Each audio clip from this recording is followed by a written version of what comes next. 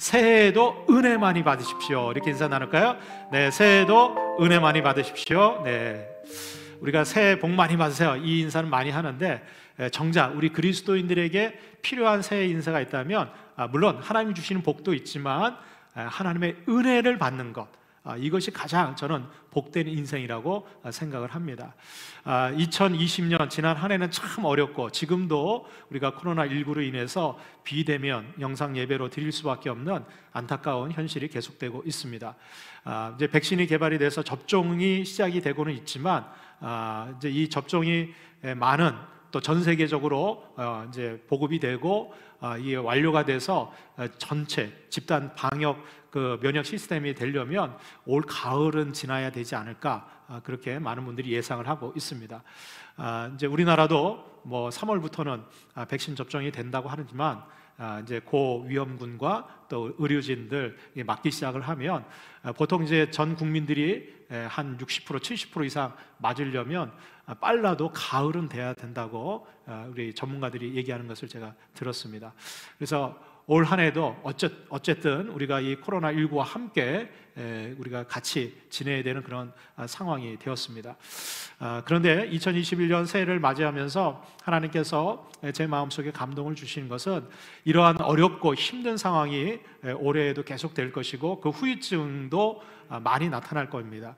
지금 이제 많은 소상공인들을 비롯해서 가계 경제가 참 어려워지고 있고, 국가 경제도 굉장히 큰 위기들을 지나고 있는 것이 사실입니다. 교회도 마찬가지입니다. 교회도 우리 성도님들의 삶이 많이 어렵고 힘들어질 것을 예상하고 있고, 또 그로 인해서 전체적인 사회 분위기도 많이 침체되고 그런 상황이 계속될 것이라 생각이 됩니다. 그러나 여러분들, 이 모든 위기와 어려움들을 이겨내고 극복할 수 있는 길은 하나님의 은혜인 줄로 믿습니다. 저는 하나님의 은혜만 있으면 우리가 살 수 있다고 생각해요. 오늘 우리가 함께 읽은 이 에스겔서 47장에 있는 말씀은, 이스라엘 백성들이 나라가 멸망당하고 포로로 잡혀가서 70년 동안 포로 생활할 때 아무런 소망이 없었어요. 그들이 그렇게 하나님 앞에 자랑스럽게 생각했던 예루살렘 성전은 완전히 회파가 돼서 불타버리고, 그 성전에 쓰였던 모든 기물들은 이방인들이 다 뺏어가서 정말 헛되게 더럽혀지고, 그리고 다시는 이 예루살렘 이 성전과 그리고 이스라엘 백성들이 회복된다, 이거는 꿈도 꾸지 못하는 그런 상황이었어요.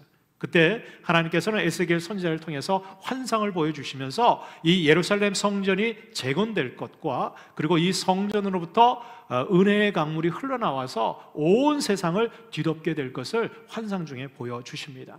그래서 저는 올 한 해 동안 이 위기와 이 정말 힘들고 어려운 이 삶 속에서 우리 교회가 바로 은혜의 강물이 흐르는 그런 교회가 되기를 소망해 봅니다.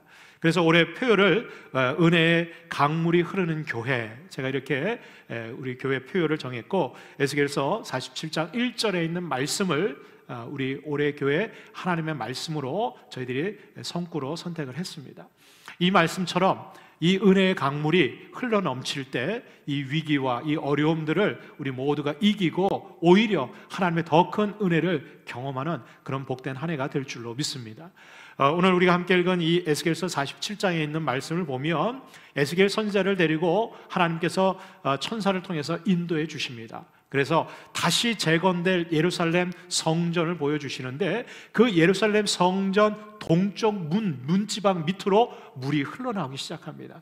여러분들, 이 강물은요, 바로 하나님의 은혜를 상징합니다. 더 구체적으로 이 성전에서 흘러나오는 물은 바로 예수 그리스도를 예표하는 것이고, 말씀이 육신이 되어서 이 땅에 오신 예수 그리스도가 우리에게 선포해 주실 복음을 의미합니다. 그러므로 여러분들, 복음이 선포될 때 하나님의 말씀이 우리의 삶에서 역사하고, 그리고 예수 그리스도의 그 구원의 은혜가 우리 가운데 넘쳐 흐를 때 여러분들, 그 성전은 살아나게 되는 줄로 믿습니다. 그런데 이 동쪽 문지방에서 나왔던 이 물이 처음에는 아주 얕은 물로 졸졸졸 흘러요. 근데 이 물이 돌아서 남쪽으로 해서 흘러내리기 시작하는데, 그 물이 흘러내려갈 때 처음에는 이 에스겔 선지자가 그 물에 들어가 보니까 발목에 차요.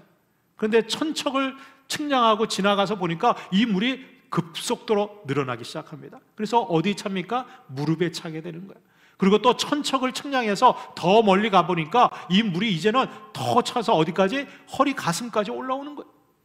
이 허리까지 차니까 이제는 이 에스겔 선지자가 제대로 움직일 수 없을 정도 되는 거예요. 이거는 여러분들 물이 이 신앙의 성숙이 계속 되다 보면 처음에는 말씀을 어떻게 해요? 그냥 듣는 단계, 은혜 받고 감동받는 단계였다가 어떻게 해요? 그 말씀대로 행동하기 시작하고 우리의 삶의 변화가 나타나고 어떻게 해요? 이제는 그 하나님의 말씀에 우리의 삶이 묶임이 되는 거예요. 이 말씀이 나를 이끌어가는 거예요.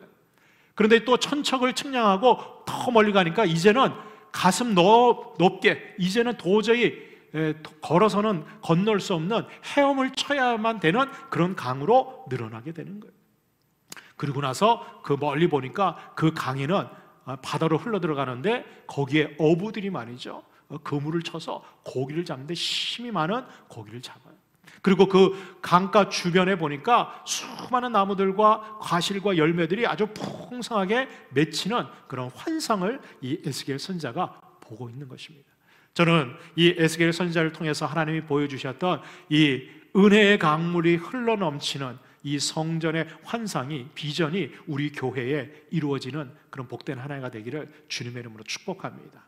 이 은혜의 강물은 성전에서 흘러넘쳐서 각 가정으로, 그리고 우리 이웃과 이 사회, 이 나라, 이 민족, 세상으로 계속해서 흘러가는 놀라운 역사가 있게 될 줄을 믿습니다. 그러기 위해서는 여러분, 우리가 하나님의 은혜를 사모해야 돼요.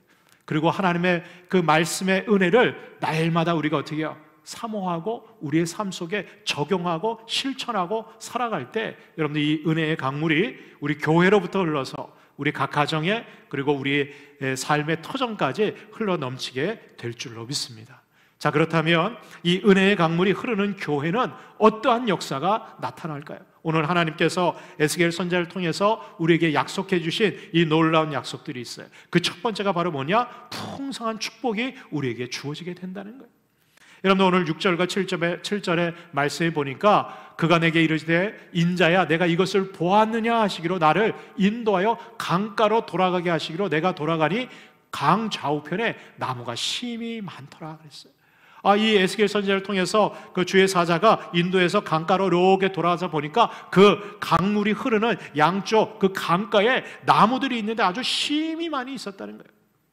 여러분들, 이 나무는 뭡니까? 이 강물로 인해서 열매를 맺는 나무들이에요. 이 나무는요, 하나님께서 택하신 백성들을 의미합니다. 저는 올 한 해 동안 하나님의 은혜의 강물이 우리 교회를 통해서 흘러넘치게 될 때 하나님이 택하신 구원받은 백성의 수가 늘어나게 될 줄로 믿습니다.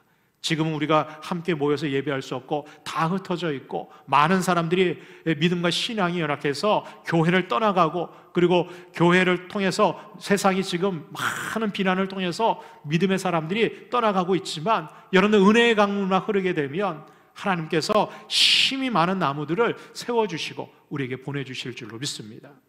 여러분들, 이 은혜의 강물, 이것은 하나님께서 생명의 근원이 되게 하시는 그런 능력이 있어요. 그래서 여러분들, 하나님께서 처음으로 창조하실 때 만들었던 가장 완벽한 장소가 어디였느냐? 에덴 동산이었어요. 그런데 여러분들, 이 에덴 동산이 그 각 나무들이, 그리고 그 모든 실과들을 풍성하게 맺힐 수 있었던 근원이 있어요. 그것은 바로 이 에덴 동산에 4개의 강이 흐르고 있었다는 거예요.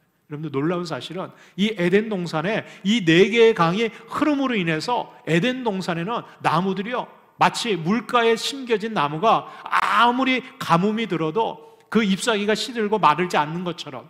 왜? 여러분들, 그 시냇물, 그 강물을 통해서 어떻게 해요? 계속해서 생명수를 공급받기 때문에 아무리 가뭄이 들어도 에덴 동산은요, 풍성한 열매를 맺히게 되는 거예요.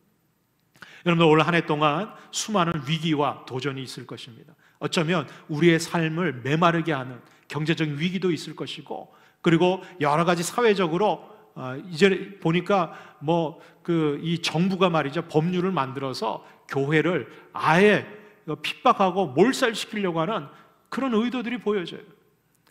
모르긴 몰라도 세상은요, 더욱더 교회를 핍박하고 환난과 시련 가운데 몰아칠 것입니다. 그러나 분명한 사실은 여러분, 하나님의 은혜의 강물만 흐르게 되면, 여러분, 아무리 세상이 우리를 공격하고 어렵게 한다고 할지라도 여러분들 그 가운데 하나님께서 풍성한 축복을 더해 주시는 그런 역사가 있게 될 줄로 믿습니다. 여러분들 이 에덴 동산에서 지냈던 아담과 하와는 하나님께서 허락해 주신 그 에덴 동산에 흐르는 그 4개의 강물을 통해서 그 나무에서 풍성한 열매가 맺혀지고 그것을 마음껏 먹고 마실 수 있는 은혜가 있었다는 거예요. 여러분들 비록 세상은 척박해지고 그리고 우리를 답답하게 하고 수많은 어려움과 위기가 있을지라도 여러분들 은혜의 강물이 흐르는 그 은혜의 강물을 마시는 자들은 여러분들 풍성한 축복을 누리는 그런 복된 인생이 될 줄로 믿습니다. 이 코로나19로 인해서 여러분 가만히 보세요. 모든 사람들이 다 소상공인들 가게 문이 닫히고 말이죠. 폐업을 하고 그리고 경제가 무너지고 수많은 사람들이 피해를 봤어요. 그러나 여러분들 그 위기 가운데서도 여러분들 잘 되는 업종들이 있잖아요. 요즘 보니까 배달 업종이라든가 말이죠. 그죠? 그리고 온라인 상거래나 이런 것들은 굉장히 폭발적인 증가를 하고 있어요. 여러분들 위기 가운데에도 여러분들 거기에서도 형통한 사람들이 있어요. 마찬가지예요. 여러분들 세상에 아무리 다 안 되고 다 망한다고 한다고 할지라도 다 어렵다고 할지라도 여러분들 하나님의 은혜의 강물이 흐르는 교회는 여러분 부흥하고 성장하게 될 줄로 믿습니다. 저는 그 은혜가 우리 교회를 통해서 흘러넘쳐나기를 주의 이름으로 축원합니다. 시편 92편 12절로 13절의 말씀에 보니까 의인은 종려나무같이 번성하며 레바논의 백향목같이 성장하리로다. 이는 여호와의 집에 심겼으며 우리 하나님의 뜰 안에서 번성하리로다. 할렐루야. 여기 보면 하나님의 백성들 의인은 나무로 비유하고 있어요. 여기 보니까 종려나무같이 번성하고, 나무들 중에서 이 종려나무는요 번성의 상징입니다. 왜냐하면 이 종려나무의 그 열매들은요 많은 사람들에게 풍성하게 제공해주는 꼭 필요한 나무가 종려나무거든요. 그래서 여러분들 예수님이 예루살렘에 입성하실 때도 어떻게요? 수많은 예루살렘 백성들이 종려나무 가지를 들고 나와서 흔드시는 거예요. 그것은 바로 예수 그리스도를 통해서 우리에게 구원의 풍성한 열매가 맺혀질 것을 우리에게 보여주고 있는 거예요. 또 레바논의 백향목은요 그 당시 이 성경에 쓰여지는 당시에 최고의 제목, 이 목재가 뭐냐, 집을 짓거나 건축을 할 때 쓰는 목재가 바로 백향목이었어요. 이 백향목은요 아주 곧고 그리고 튼튼하게 높게 자라는 거예요. 특별히 레바논 지역에 있는 이 백향목은 전 세계에 있는 백향목 중에서 최고의 나무예요. 그러니까 성장하는 거예요. 성장하는 거. 예. 여러분들 의인은 아무리 힘들고 어렵고 세상이 가물고 그리고 우리를 핍박한다고 할지라도 은혜의 강물이 흐르기 때문에 어떻게 해요? 높게 성장하는 거예요. 저는 올 한 해 우리 교회가 어려움 가운데서도 위기 가운데서도 성장하는 축복이 있게 될 줄로 믿습니다. 이건데 여러분들 조건이 있어요. 이 레바논의 백향목과 이 종려나무가 어디에 심겨졌어요? 여호와의 집에 심겨졌다는 거예요. 하나님의 뜰 안에서 번성하게 되는 거예요. 여러분들 하나님의 은혜에 그 뜰 안에 있을 때 번성하고 자라는 것이지, 여러분 하나님의 뜰 밖으로 나가면 세상은요 아주 척박한 것이에요. 거기는요 은혜의 강물이 없는 곳이에요. 여러분들 우리가 올 한 해 동안도 정말 하나님의 풍성한 축복을 누리기 위해서는 하나님의 은혜 안에, 그 하나님의 은혜의 뜰 안에 늘 머물 수 있는 우리 모든 성도님들이 될 수 있기를 주의 이름으로 축원합니다. 우리가 비록 함께 모여서 예배 못한다고 할지라도 여러분들 우리가 함께 하나님의 은혜를 사모하고 예배하는 그곳이 하나님의 뜰 안으로 확장되게 되는 줄로 믿습니다. 여러분들 교회는요 우리가 여기 모여있는 예배당만 교회가 아니에요. 우리가 함께 예배하고 있는 그 가정도 여러분들 지금도 하나님의 은혜의 강물이 흘러넘치는 하나님의 뜰 안에 있게 되는 줄로 믿습니다. 사업장에서 예배하면 그 사업장도 하나님의 뜰 안에 포함이 되는 거예요. 그래서 올 한 해 동안 하나님의 은혜의 강물이 우리 교회를 통해서 우리 각자 처해 있는 곳에 놀라운 그런 풍성한 축복의 은혜가 있기를 주의 이름으로 축원합니다. 두 번째로 이 은혜의 강물이 흐르는 교회는 죽음에서도 되살아나는 그런 부활의 능력을 경험하게 된다는 거예요. 여러분 오늘 8절과 9절의 말씀에 보니까 그가 내게 이르시되 이 물이 동쪽으로 향하여 흘러 아라바로 내려가서 바다에 이르리니 이 흘러내리는 물로 그 바다의 물이 되살아나리라. 이 강물이 이르는 곳마다 번성하는 모든 생물이 살고 또 고기가 심이 많으리니 이 물이 흘러 들어가므로 바닷물이 되살아나겠고 이 강이 이르는 각처에 모든 것이 살 것이다 그랬어요. 여기 보면 여러분들 이 은혜의 강물이 흘러가는데 가는 곳곳마다 살아나요. 살아나는 역사가 있어요. 물고기도 살아나고 생물도 살아나고요. 근데 놀라운 사실은 여러분들 바닷물이 살아난다는 거예요. 아예 목사님 뭐 다 살아나는데 살아나죠. 여러분 생각해 보세요. 강물이 바닷물을 살릴까요? 바닷물이 강물을 살릴까요? 어렵습니까? 여러분들 강물은요 원래 그 사람이 살고 있는 땅에 흐르는 게 강물이잖아요. 그 강물은요 오염됩니다. 그래서 여러분들 우리도 보면 온갖 폐수나 뭐 하수나 이런 걸로 강물이 오염되면 이 강물이 어디로 흘러가요? 강물은 바다로 흘러가게 돼 있어요. 그런데 바다로 들어가면 바닷물은 어떻게 해요? 여러분 염분이 있기 때문에 그 더러운 강물들이 들어왔을 때 어떻게 해요? 바닷물에 그게 흡수가 되면 강물이 어떻게 해요? 되살아나는 거예요. 바다가 강물을 되살리는 것이지 그 오염된 강물이 바다를 되살리는 없어요. 이건 거꾸로 된 거예요. 여러분들 강물이 바닷물을 되살린다? 이건 말이 되지 않는 거예요. 바닷물이 강물을 되살리는 거예요. 그런데 오늘 말씀해 보니까 이 강물은 은혜의 강물이에요. 여기는 생명력이 있고 여러분들 죽은 것을 살리는 부활의 능력이 있는 그런 강물이에요. 그러니까 이 강물이 바다로 흘러가니까 어떻게 해요? 죽었던 바닷물이 되살아나는 거예요. 할렐루야. 여러분 그렇습니다. 하나님의 은혜의 강물은요 우리가 죽음 가운데 있는 거, 지금 보면 믿음도 죽고 우리의 삶도 죽고 우리의 삶의 모든 여건들이 다 죽어가고 있잖아요. 그죠? 경제도 죽어가고 있고. 그런데 은혜의 강물이 흐르게 되면 그 죽은 것들이 다시 살아나게 되는 거예요. 다시 살아나서 그냥 목숨만 부지하는 그 정도가 아니에요. 여기 보니까 생물이 살아나서 어떻게 해요? 고기가 힘이 많아지는 거예요. 이 모든 것들이 각 처에서 다 살아나게 되는 거예요. 여러분들 이것은 하나님께서 우리를 구원해 주실 부활을 예비해 주시는 그런 상징적인 표현이에요. 여러분들 우리는 죽음을 향해서 살아가고 있어요. 여러분 누구나 뭐 정도의 차이는 있지만 많은 사람들이 지금 안타까운 상황 속에서 스스로 목숨을 끊는 그런 일들도 있지만 여러분 우리도 예외 없이 다 죽음을 향해서 한 발자국 한 발자국 다가가는 거예요. 분명한 사실은 작년보다 올해 여러분 우리에게 죽음이 더 가까이 온 거예요. 언제 올지 몰라요. 누구나 여러분들 다 죽음의 자리에 이르게 될 거예요. 그러나 분명한 사실은 하나님의 은혜의 강물을 맛보고 여러분들 그 은혜의 강물을 가운데 있는 자들은 어떻게 해요? 죽음이 두렵지 않은 거예요. 죽을 것 같은 그런 상황 속에서도 우리 하나님께서 저와 여러분들을 다시 되살아나게 하실 줄로 믿습니다. 많은 분들이 교회가 이제 소망이 없다고 얘기해요. 많은 분들이 지금 올 한 해 동안 지금 위기 상황에서 문 닫을 교회들이 많다는 거예요. 폐쇄될 교회들이 많아요. 우리 남부연에도 한 630개의 교회가 있는데 그 가운데 미자립 교회가 300개가 넘거든요. 그 미자립 교회들이 올 한 해 동안 정말 위기를 느끼고 있어요. 이건 대책을 세우지 않으면 정말 큰 위기가 우리 삶에도 닥쳐오게 될 거예요. 여러분 우리 성도님들 삶 중에서도 작년 한 해는 어떻게든지 여러 가지로 버텨봤는데 이제는 더 이상 소망이 없어서 손을 놓고 이제는 포기하고 절망 가운데 이르신 분들이 얼마나 많은지 몰라요. 그러나 여러분 하나님의 은혜의 강물이 흐르게 되면 여러분 살 길이 열리게 될 줄로 믿습니다. 되살아날 수 있어요. 어떻게 살리냐? 여러분 하나님의 은혜로 하나님의 능력으로 살리시는 거예요. 여러분들 구원받은 자들이 다 죽음에 이를지라도 어떻게 해요? 주님 다시 이 땅에 재림하실 때 어떻게 해요? 믿음 안에서 죽은 자들의 이름을 불러주실 거예요. 그리고 그 이름이 불려지는 자들은 어떻게 해요? 죽음에서 먼저 살아나게 돼요. 먼저 믿음 안에 죽은 자들이 살아나고 남아있는 자들이 어떻게 해요? 주님 앞에 부름을 받게 되는 것이에요. 여러분들 우리가 이 위기의 상황 속에서도 올 한 해도 하나님의 은혜의 강물만 흐르게 되면 절망 가운데 소망이 없고 그리고 죽음 가운데 그러한 삶에 있을지라도 여러분들 되살아날 수 있는 길이 열리게 될 줄로 믿습니다. 그 소망이 우리에게 주어지게 되는 거예요. 에베소서 2장 4절로 5절 말씀해 보니까 긍휼이 풍성하신 하나님이 우리를 사랑하사 그 큰 사랑을 인하여 허물로 죽은 우리를 그리스도와 함께 살리셨고 그랬어요. 이미 우리를 살리신 거예요. 여러분들 이미 우리는 본질상 진노의 자녀로 이 땅에 태어났을 때 죄악으로 인해서 죽은 영혼들이었어요.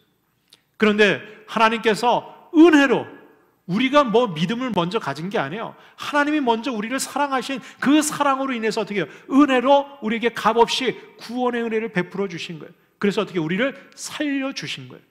그래서 여러분들 우리가 영원히 살게 된 거예요. 여러분들 한번 죽음에서 다시 살아난 사람은 죽음이 두렵지 않은 거예요. 왜?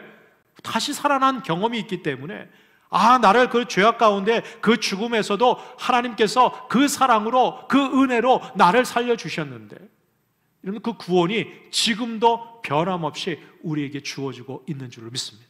그렇다면 우리는 두려워할 필요 없어요.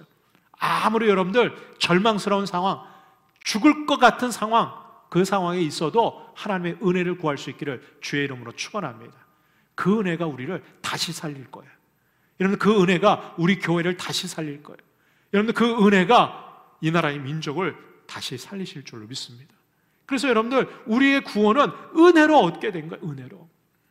여러분들 올 한 해도 이 은혜의 강물이 정말 죽어있는 저와 여러분들의 삶에 흘러넘쳐서 지금 다 죽어가고 있고 죽어있는 것들이 있다면 다시 되살아나는 그런 역사가 이루어지게 될 줄로 믿습니다. 마지막 세 번째로 이 은혜의 강물이 흐르는 교회는 세상을 치유하는 그런 놀라운 역사를 이루게 된다는 거예요. 오늘 12절 말씀해 보니까 강 좌우가에는 각종 먹을 과실나무가 자라서 그 잎이 시들지 아니하며 열매가 끊이지 아니하고 달마다 새 열매를 맺으리니 그 물이 성소를 통하여 나옴이라. 그 열매는 먹을 만하고 그 잎사귀는 약 재료가 되리라. 여러분들 이 에스겔 선지자에게 하나님께서 환상을 보여주시면서 그 은혜의 강물이 성전에서는 아주 작게 졸졸졸 흘러내리던 것이 큰 강물을 이루고 바다까지 흘러가서 바다를 되살리는데 여러분들 그 강물 좌우에 먹을 과실나무가 자라게 돼요. 근데 놀랍죠? 여러분들 보통 한 나무는 열매를 어떻게 해요? 한 가지를 맺는 거예요. 그것도 어떻게 해요? 1년에 한 번 맺으면 돼요. 근데 여러분들 사과나무 같은 경우는 처음에 심었다고 그 해에 열리는 게 아니에요. 저도 보니까 배나 이런 것들도 주기가 있더라고요. 몇 년에 한 번씩 열매가 맺혀지는 거예요. 그런데 여러분들 이 열매는 어떻게 해요? 끊이지 않고 달마다 새 열매를 맺는다는 거예요. 할렐루야. 얼마나 신기하고 놀랍습니까? 열매를 달마다 맺는데요, 새 열매를 맺는 거예요. 이 새 열매를 제가 그 히브리 원어를 찾아보니까요, 새로운 열매. 그러니까 전에 맺었던 열매하고 다른 열매를 맺는 거예요. 그러니까 이 나무는요, 나무 이름이 없어요. 사과나무는 사과만 맺히잖아요. 이거는 지난달에 사과 맺혀서 이번 달에는 배 맺히고 그 다음 달에는 포도 맺히고 새로운 열매가 맺히는 거예요. 그것도 어떻게 달마다 맺히는 거예요. 끊이지 않고. 그러니까 이건 사시사철 맺히는 거예요. 이 열매가 얼마나 놀라운지 그 물이 어떻게 해요? 성소를 통해서 나온, 이 성소에서 흘러나온 그 은혜의 물을 마신 이 나무가 어떻게 해요? 풍성하고 새롭고 그리고 끊이지 않게 계속해서 열매가 맺혀지는데 그 열매는 먹을 만하고 그 잎사귀는 약재료가 된다는 거예요. 여러분들 놀랍지 않아요? 보통 우리가 과실이나 이것은 열매를 먹기 위해서, 따먹기 위해서 하는데 이 나무는요, 과실 열매는 먹을 만하고 정말 우리 귀한 거예요. 여러분 이 열매는 각종 그런 열매들, 새 열매들을 계속 먹을 수 있어요. 그런데 그 잎사귀는요, 얼마나 놀랍습니까? 약재료가 된다는 거예요. 제가 볼 때 이게 한약 재료의 원초가 아닌가 이렇게 생각이 되는데, 근데 여러분들 이 약재료가요 얼마나 놀라운지, 이거는요 그냥 그 선택받은 백성들만을 위해서 주는 약재료가 아니에요. 여러분들 이 약재료는 만국을 위해서 하나님이 베풀어 주시는 약재료예요. 놀라운 사실은 성경에 보니까 창세기에서 아까 말씀드린 것처럼 에덴 동산에도 하나님께서 4개의 강물이 흐르게 하셨어요. 이 강물은 하나님의 은혜라고 상징했죠. 그런데 이 은혜의 강물이요, 마지막 성경 요한계시록 22장에서도 동일하게 흐르고 있다는 사실. 여러분들 요한계시록 22장 1절과 2절, 마지막 요한계시록의 마지막 장인 22장 1절과 2절에 하나님께서 이 요한 사도에게 환상으로 보여주세요. 또 그가 수정같이 맑은 생명수의 강을 내게 보이니 하나님과 및 어린 양의 보좌로부터 나와서 길 가운데로 흐르더라. 강 좌우에 생명나무가 있어 12가지 열매를 맺되 달마다 그 열매를 맺고 그 나무 잎사귀들은 만국을 치유하기 위하여 있더라. 할렐루야.